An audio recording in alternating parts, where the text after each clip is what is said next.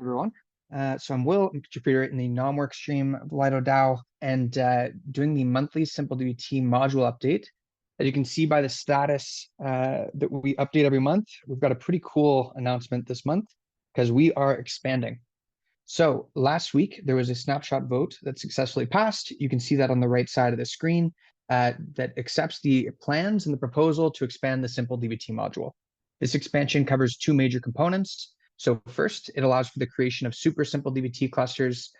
So these are clusters that basically can run a larger number of validators, and they're going to be composed of advanced node operators, which I will touch on in a moment, along with members of the curated set, both of which have already been approved via the DAO discussion period following the proposal in the Simple DVT module. And then the second component is increasing the maximum share limit of the module to 4% from the current 0.5%. And so increasing the share limit to 4% will allow for two different things. First, it'll allow for the creation of 10 super clusters. This will be 5 OBOL clusters, 5 SSV clusters, and these clusters will be able to run about 500 validators each. That equates to around 2% of the share limit. And then the other 2% will be used for the onboarding of 72 regular clusters. When I say regular clusters, these are the normal simple DVT clusters that have been going through the onboarding process. So it'll be at around 36 OBOL, 36 SSV clusters. And these clusters will have the potential to run around 80 validators. So that 80 validator number is somewhat flexible. It very much depends on the total amount of stake within the Lido protocol. So it could be a bit more, it could be a bit less. What this will allow within these normal clusters is for the onboarding of around 250 to 325 net new node operators to the protocol in 2024. And so that's an increase from the original expectations of 200. It's possible it could be a bit higher, but I think that's a fairly safe range. But in general, this will allow for participants in these normal clusters to earn a sufficient amount of rewards to make sure that the participation in Simple DVT is worth it over the long term. It'll allow for many new node operators, including tons of solo and community stakers, to also participate within the protocol. In terms of these super clusters and the advanced node operators, so advanced node operators will be determined following the Lido node operator subgovernance group proposal. This will include the proposed clusters for these super clusters, so the makeup of those clusters. And generally, these participants will be professional node operators, but it's not exclusive to professional node operators. The potential for solo stakers to be included is still there as well. Over time, and so the advanced node operator classification was actually outlined in the initial Simple DVT module proposal. And it basically says that any cluster that runs over 100 validators needs to have 50% of the constituents be made up of advanced node operators. And so it's over time, I believe that we'll see like more holistic representation across clusters of advanced node operators, but the first proposal will just cover the super clusters. So lots of exciting things here happening within Simple DVT. The plan from here is really to start scaling this, which we're going to touch on in a moment as I talk about OBOL and the performance report, but SSV as well, and really get a significant amount of stake running through Simple DVT across many, many different participants using the protocol. So I touched on this, and we have 2 slides to cover this, but the initial performance report related to OBOL clusters has now been published. The performance showed very strong performance across all of the metrics with one caveat. So initially there was an issue with block proposals.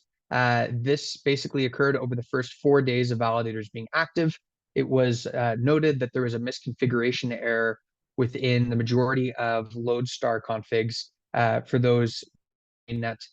So over 2 days, the flag that was missing for the use v3 block produce was updated to false.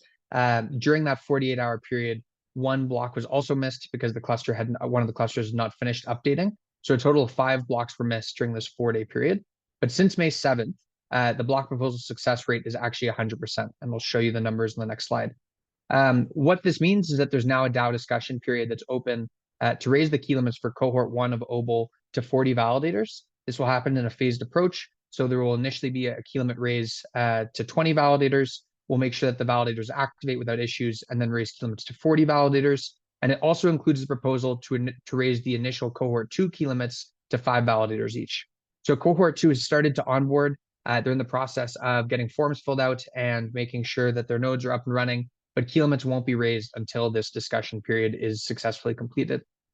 So definitely check out the Simple DVT module proposal thread on the forums if you'd like to weigh in and leave any feedback. In terms of OBOL testnet number 4, so it's underway with 25 clusters. There's 150 plus net new node operators participating. There has been a bit of an issue because of a couple things. It really relates to the high number of inactive keys. This is the first testnet where we're running 1,000 keys per cluster. The large number of Haleski validators, and these are all interacting with a issue with Lighthouse for inactive keys. The fix for this issue is actually rolled out today. So we're going to start pushing that to clusters later on this week, and we'd expect to raise key limits and get the majority of clusters active this week. We do have 2 clusters that are active that weren't having these issues, and performance looks good. So on the next call, we should have some good news to share regarding testnet number 4. Here you can look a little more in depth in terms of the first month and 4-day performance for OBOL cohort 1 clusters. So you can see by cluster and then the aggregates at the bottom. I'll really focus on the aggregates here, but the average uptime was 99.95% versus the entire mainnet network uptime of 99.69% over the last 30 days from June 6th. Average validator effectiveness of 96.48 versus 96.39. So these Lido X OBOL clusters actually surpassed all of the mainnet averages. Block proposal success rate aggregate was 74%. As a reminder, the minimum for testnet was 70%.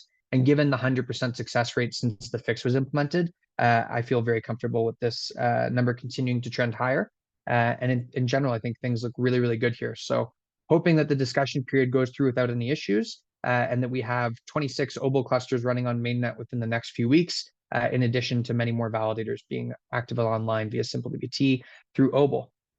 And very exciting. So I think on the last call, we talked about how the SSV clusters had surpassed all of the testnet benchmarks. So mainnet onboarding is now underway.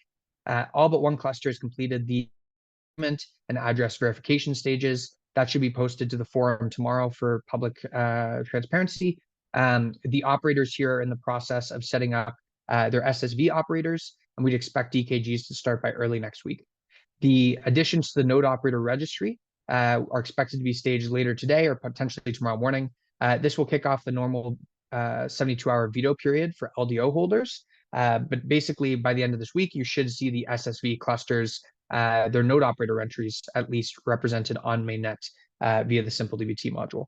Similar to OBOL, the initial key limits will start at 5 validators for each of these 12 clusters. That'll be followed by the 30-day monitoring period, and then a performance report will be shared with the DAO. And if things look good, we'll raise key limits here again and also onboard the cohort 2 SSV clusters. One last note. So the application deadline for the next Simple DVT testnet with SSV is tomorrow. If you're a solo staker, community staker, interested in applying, if you are a participant participating in the current OBOL testnet or participating in a prior OBOL testnet and would like to participate, feel free to apply.